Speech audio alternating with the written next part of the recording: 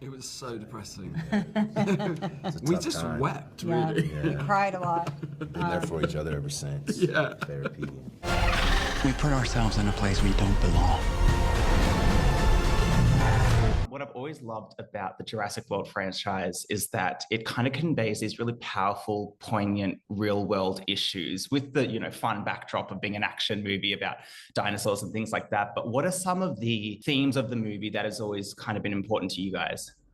Well, I think the fundamental question of just because we can, should we, with science, I think is always going to resonate and be really an important conversation. I also think the love of the natural world and just emphasizing how, we are deeply humbled by nature, I think is something that I've always loved and adds to the world.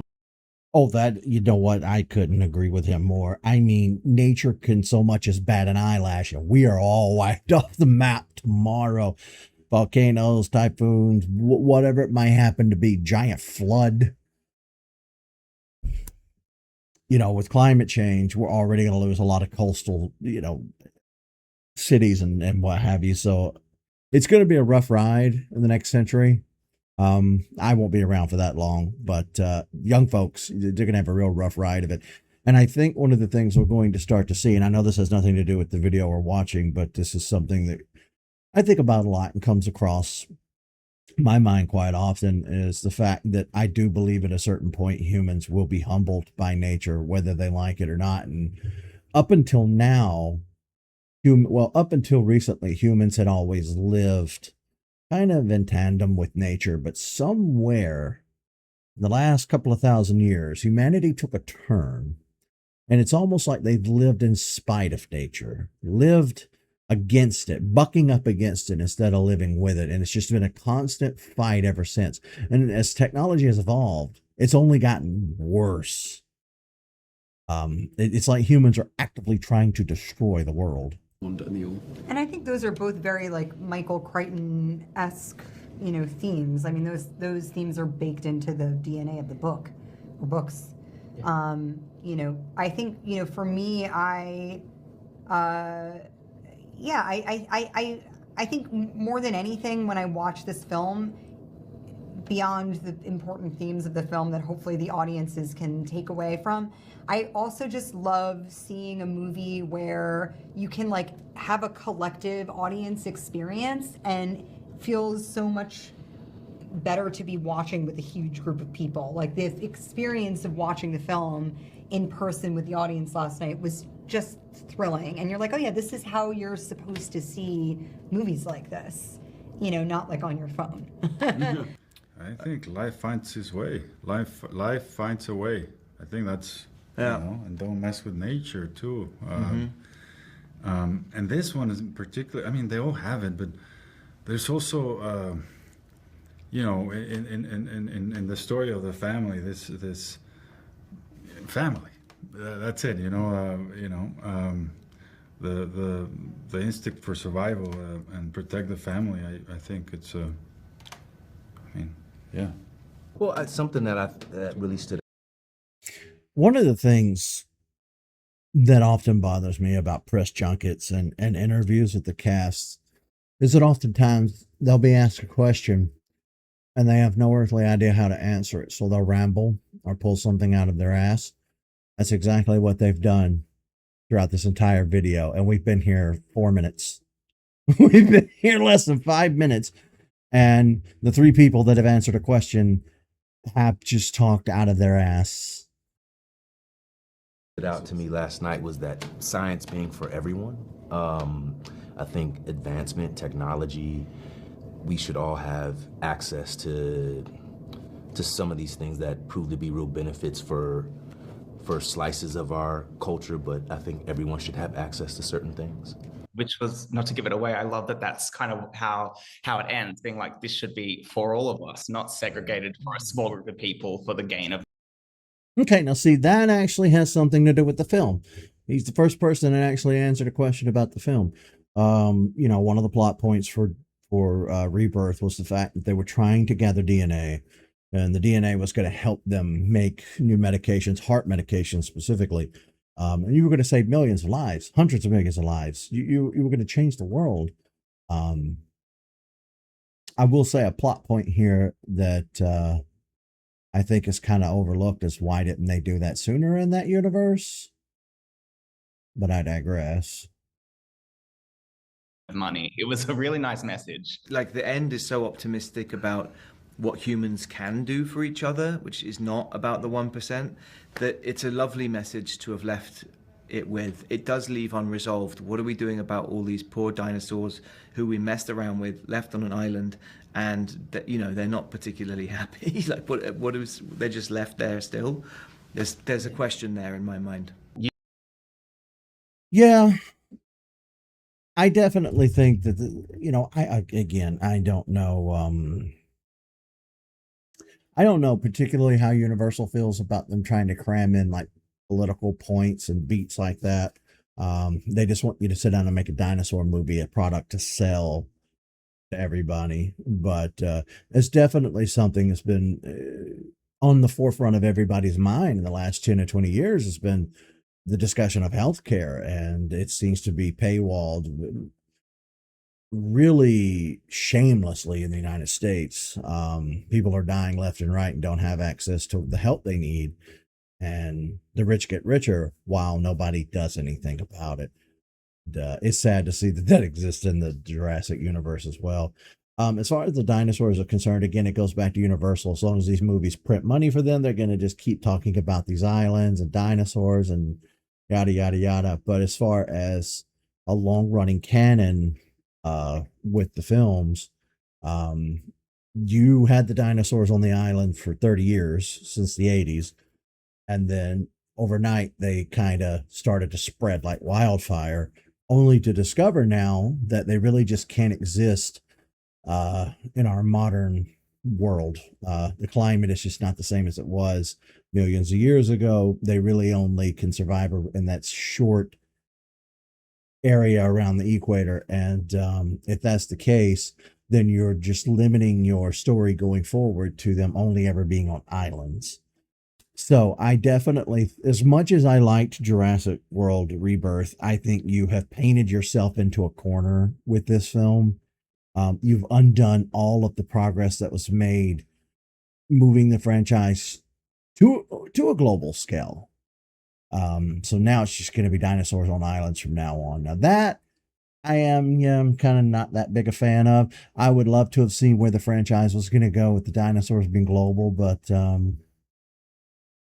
it is what it is. You guys have such incredible on-screen chemistry, as we've seen from each iteration of the Jurassic World franchise. The chemistry of the leads, I think, is essential, and you three in particular have wonderful, wonderful on-screen chemistry.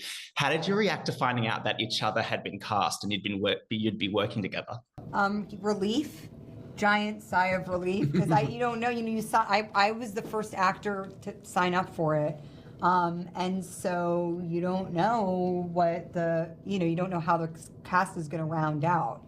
But I was very excited, of course, to work with either of these actors. And then as the cast began to even further round out, and they hired Rupert, who's a friend of mine previously. We worked together with Wes Anderson, and I was like, okay, this is going to be fun. Like, all these great actors are involved, and so it feels like we all have to step up our game, and kind of challenge one another, which was great. It made going to work every day like something you really look forward to, because you look forward to seeing all these other wonderful actors. And even though the day is going to be challenging, I was excited to see everybody, in the morning. It makes your job so much easier to work with people who are like really talented, and so it went from being excited to just inspired every day.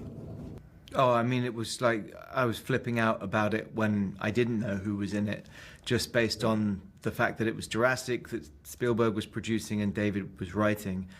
And then when they started telling me who else was in it, it was just racking up like all the people I've wanted to work with, and we're all a gang, and we're going to be on this mad multi-country adventure together.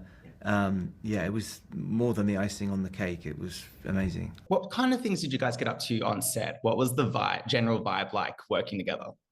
It's really depressing. It was so depressing. We just time. wept, Yeah, really. we cried a lot. Been there for each other ever since. Yeah. Therapy and everything. The situations we found ourselves in were kind of extraordinary. Like I remember- absurd. Yeah, when we were in the mangroves and we were wading through. Do you remember they'd be like, "Oh, guys, actually, can you just, you're starting your number one positions where you start. Can you just go a little bit left, get a little bit left?" You'd be going into these like swamping, like uncharted territories. We'd all be like, Vines are grabbing your like- feet. of like a square foot as we sort of sink into a plunge hole. You know, Luna encountered a huge snake. Huge. Really? She was walking and every day was something. Either someone getting hurt or someone encountered a huge snake in the room. Falling in the swamp. Mahershala, every room we went, they had cockroaches following him. Oh yeah. In his actual bedroom, he would wake up and there were like cockroaches on his pillows, which must have been pretty heavy for him. Yeah. So every day was something, but it was fun. It was really fun. Also, like very terrible things happening to you every day physically, which was really amazingly hilarious because they were so like we had these water jets that sprayed us. I don't think did you get sprayed with those jets on the deck? No. I have never in my entire life felt anything like that. I mean, I was The first time, I think they turned it up to 11. Actually, I was like split in half by this water jet. I was like, what? That was just, I had water coming out of like every orifice. It was so She was a water extreme. pitcher, Yeah. Sweat. Sweat and laugh. Sweat and laugh. That basically covers it. Yeah. There's not much else you can do when you're standing on a boat in 100-degree heat with no shade, is it? And with Scarlett making With Scarlett making you laugh and Johnny singing and all that. And the thing is getting walloped with water cannons and knocked from left to right, and you're just filthy and covered in water and sweat. There's nothing else to. I can't wait to see more behind the scenes stuff for Rebirth. So far, we've seen a little bit, but we've not seen a lot of actual like action scenes, behind the scenes of the action. So I'm kind of just waiting on that stuff to be used in promotions so that we could take a look at it. Also, I forgot to mention this at the beginning of the episode, but we're looking at a YouTube channel today called Pedestrian TV. Never heard of it. Have no idea who they are. Have no idea what their affiliations are. That apparently they have 23K subscribers. I don't know if they actually have a television network or if it's only an online thing. But this came across in my algorithm on YouTube, so I thought we would check it out. Because I need to start making more Jurassic content so I can push the algorithm in my favor on my channel. Start getting other Jurassic fans involved and saying, hey, I make content. Are you interested in this content? You know what I mean? Because I very much want to throw my hat into the Jurassic community. I'm, up until now, I've spoken about this on the Let's Play side. Over the years, I have tried to incorporate my IRL friends into the show. I've tried to play games with people and it never lined up right. Everybody's work schedules are different. Everybody's trying to do different things. And it's never worked out for me. And slowly but surely, everybody's drifted away. And now I literally just talk to Tyler, and that is it. Tyler and Lewis. But Lewis isn't even in this country or even on this continent. So he's kind of like my online friend. So I'm down to 2 at the moment that I have regular contact with. And this year we've just mainly been doing Minecraft stuff more than anything else. So I would very much like to be part of the greater Jurassic community.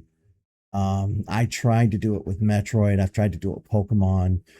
That didn't work out quite so well. So I'm gonna place all my bets with Jurassic. To do, but sort of laugh really. You find a lot of humor in it because you're just so uncomfortable all the time. Yeah. There were moments where we had to do stuff on the boat where it was mounted on a gimbal so that it could replicate, for example, the mosasaur knocking into it, which needs a huge like that, and then it's as if we've kind of gone into the bow wave of the thing, and they would have these enormous things that could propel God knows how many gallons of water in 1 second, and it would knock you on your ass. It was so powerful. It was kind of like when you see rioters and they get firemen to hose them down. It was like that. You knowing the name of the dinosaurs is so amazing. Did you guys like brush up on your paleontology before jumping onto the film, or did you just learn a bunch while you were doing it? No, I learned on the job really, because I mean Johnny's character is the paleontologist. You know, my character doesn't really know anything about dinosaurs other than that they unlock this mission for him and the team. But yeah, I mean, we spent quite a long time just trying to pronounce. I'm not even going to try and do it. The flying one, because yeah, no, everyone called it the quesadilla because it's like that's what it sounded like. The quesadilla, yeah. Quetzalcoatl. When filming was over, did you guys hang out at all? Were there any like rituals that you do or like fun like evening activities or anything? Scarlett, not only just an amazing leader on set, but was like social chair and did like really special, like brought us together. We had lovely dinners and there was always something going on. And yeah, and we also kind of stayed, most of us stayed like in different, you guys were at the same hotel. Yeah. I was at the same hotel with like Manuel and Luna and David and all those guys. So we would all see each other too a lot of the time, like after work or when we were staying in Malta, like we would all meet up by the pool and, you know, just cool off. It was so hot. And that was nice. It gave like a kind of familial feeling. And it was also kind of meta, isn't it? Because the story is one big expedition. You've got the crew that travelled with us, and everyone was fully committed because you know you're there, living, breathing it, and it's just makes it even more joyful, I think. I have to say, Rupert, you do a really good job in your role of. I was watching the movie and we were kind of traveling along, and I was like, "Is this guy a villain or not?" Because you kind of you had this bit of this charming like friendliness to you, and then all of a sudden, like it flips. Obviously, you were about to let someone fall off a boat, but up until then, I was like, I think he's a friend, and then obviously it flips. But like there was a bit of time where I wasn't quite sure. Was that fun to play? Yeah, I mean, listen, I don't think any actor wants to play something just black and white and, you know, you start out one way and you end the same way. And, you know, it was so lovely watching it with an audience because when David's character, who plays the annoying boyfriend, when he dives in to save Luna's character, the whole place, I mean, I couldn't stop myself. I was just like, yeah, it's such a hero moment. And it makes, you know, the dad's got the busted leg so he can't do anything to look after the little girl. And it's just such a hero moment, and I feel like the film is peppered with those where you think you kind of know what space you're in, and it's like horror and scary, and then someone does like a fart joke, and we're in a completely different, well, not literally, but a joke about there is a peeing joke, but you know it's filled with, I think, with wrong footing your expectations, so that it insists that you go on the ride with the film. You're not like ahead of it. That I just love that, unlike previous films, and unlike most movies in general, it didn't rely on a love story. It was more so about friendship and camaraderie and family and all those messages. Did you kind of notice that as well? Yeah, definitely. And I agree with you. I think it's super refreshing to have the proverbial boy and girl, well, not man and woman, and not be like, let me guess, in 100 minutes they hook up. Like it's possible that they could be friends or colleagues. And not have to end up in a romantic thing. I think it's very progressive and really modern and great to see on screen. Yeah, like there were moments with Scarlett and Marshalla's character where I'm like, wait, are they going to get together? It's like, no, it's not about that. It's about the fact that they are good friends and they both have this shared grief, and that's what bonds them. It's not going to be like cheapened with a love story. Like that's not necessary here. It's about more than that. I thought that was a really beautiful. Yeah, and bonding doesn't have to be sexual or romantic. You can bond through grief, through shared experiences, through, you know, friendships are formed so many ways. I think it's great to see more diversity in that on screen. At a few of the premieres, you guys have shared a kiss, and that's kind of getting a lot of traction. What kind of prompted those moments? Nothing. Just extreme desire. Uncontrollable desire. Also, Scarlett just needed a bit of my lipstick. She'd lost a bit of her colour on her lips, so she just borrowed some of mine. Yeah, I saw him from across the room and I was like, that colour will match my dress. You know, we all really love one another. We have such a wonderful, warm cast, and like we said, we've shared some great memories together, and when we're celebrating a huge achievement, which is it makes it so much better to do with your friends. So we all have a lot of love for each other. It's very exciting to reunite on the red carpet, time and again, and the chapstick thing. What do you hope viewers get from the movie? What do you hope is the main takeaway? Oh man, it's just excitement. I guess to have a good time, to have, I mean, fans are gonna, I think, because I was a fan of, I think they're just gonna really, really be, love it and be so excited. And Yeah, to get to dip back into the Jurassic universe, but it's not like a rerun, it's a completely new thing. That you've got the character. I don't mean any shade by this about what I'm about to say, but I've seen enough interviews over the year to know when somebody was just there for a paycheck, and that guy was just there for a paycheck. He doesn't know nothing about nothing. No offense to him. Chasing the dinosaurs instead of the other way around, and yet we are in familiar territory with the kind of tone and the world of it all. So that's what I hope, and also that maybe younger people who haven't even seen a Jurassic film are introduced to this world and maybe go back and enjoy the other ones. I hope they get their money's worth. I think they will. I don't know. Young people, not to sound like an old man, because every generation says the same thing about the generation that comes up after them, but I don't know about the generation that's coming up after mine. I'm a millennial.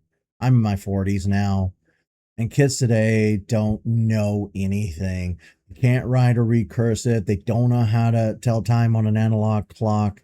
They can't do simple arithmetic without a calculator or their phone. They're on TikTok 24 hours a day. They don't know any music before the year 2020.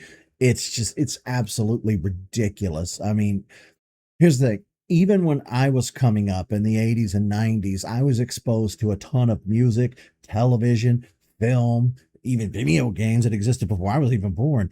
I was exposed to all that stuff. My parents listened to oldies all the time. I was listening to music from like the 40s, the 50s, 60s, 70s. I just don't think that world exists anymore. I think with mobile devices, everybody has a more focused, more individual, more personalized experience with media, and I don't think kids are really going to appreciate older media. If you do get somebody, I don't know, a 19, 20-year-old who maybe has never seen any Jurassic Park film or Jurassic World film or whatever, and for whatever reason they go see Rebirth, they would be forced to appreciate it on its own merit, knowing nothing of the past films. And that's what was so brilliant about Rebirth. And one of the big reasons that I loved it, beyond the other many reasons that I loved it for, was the fact that you didn't need to know anything about the other films. The little blurb at the beginning of the film told you what you needed to know. It pulled a Star Wars. It was like, here's the plot. Okay, plot's done. Let's just enjoy. Jurassic Park has never really been too cerebral. It's a turn your mind off movie. The novel was ironically that and not that at the same time. I really don't know how to explain the novel. It was an oddity. It was a roller coaster ride. Really fun, but at the same time, there was a lot of technical stuff in there, and there were very, very good points that Crichton was trying to make about technology and science and things like that. And listen to me. I think I've given as good an answer as any of them are going to give for any of the questions they're being asked. Again, no shade to them. But yeah, not to sound like an old man, but I think going forward, franchises, and I mean all franchises, whether it be Super Mario Bros., Star Wars, no matter what, you're going to have to start doing it on a case-by-case basis. The era of relying on past films and past media, that's done. That's over. That's a thing my generation did. Kids today, if they didn't see a 2-second TikTok about it, they have no idea what you're talking about. And as far as going to theaters, like all these Hollywood actors and filmmakers are still, they just won't accept the fact that theaters are done and over with. You're not going to see many more movies like this. They're clinging on to relics of an old world that doesn't exist anymore. it's a very crowded summer, and there's a lot of exciting movies coming out that people have been waiting for. And I hope that fans are carried away by this, hugely entertained. I Yeah. hope their like nerves are shattered when they get out of it, and I hope they go, I want you to see it again. That's what I hope, because that's how I felt when I first watched it. I think I'm really proud of how it came out, and I hope they're just super entertained. I was. Like, I didn't feel that way with Dominion, but when I came out of the theater watching Jurassic World Rebirth, I was like, I want to go back in and see this again. I ended up not going a second time, but I kind of wish I had, because again, theaters are dying. I know that I am like a broken record. I say that in almost every video now, talking about theaters on their way out, but it's true. And it's sad. Everything is going to be streaming. Cable television is dead. Everything is streaming now. Movies are going to stop coming to theaters. It's all going to be streaming stuff. But streaming is moving so fast too. You take something like, I think one of the, some of the biggest streaming things we've seen, let's see, there's Stranger Things, there's Squid Game. Squid Game had 3 seasons, the latter seasons not really being too fantastic. Stranger Things took so long to produce that I forget what's happening between each season and lose interest completely. There's Welcome to Derry, which is based on Stephen King's It novel, which is really good. Season 1 just wrapped. Really loved it. But again, it feels like media from the old world. So I don't know how well it's going to do in today's climate. But I did really love this movie. It did exactly what it was supposed to do. It didn't preach. It didn't cram any politics in there. I went to the movie. I sat down. I turned my brain off. I enjoyed the roller coaster ride from beginning to finish. And I think ultimately that's all I want, especially as I'm getting older. All my days of getting on my soapbox are behind me now. My days of arguing with and against people are behind me now.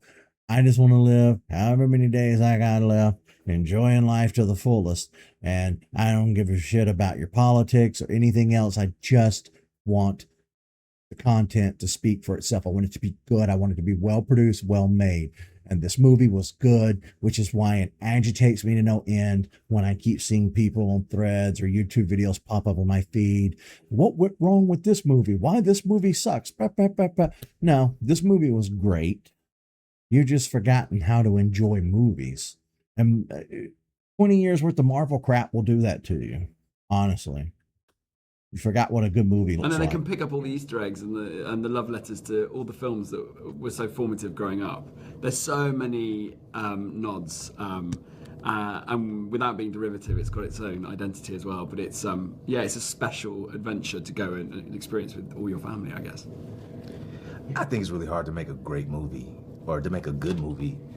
And I think we made a good movie. So just the opportunity to go and be entertained for 2 hours, is just to offer that up to people for the summer, especially in this time, I think is a wonderful thing to do. Yeah, I agree.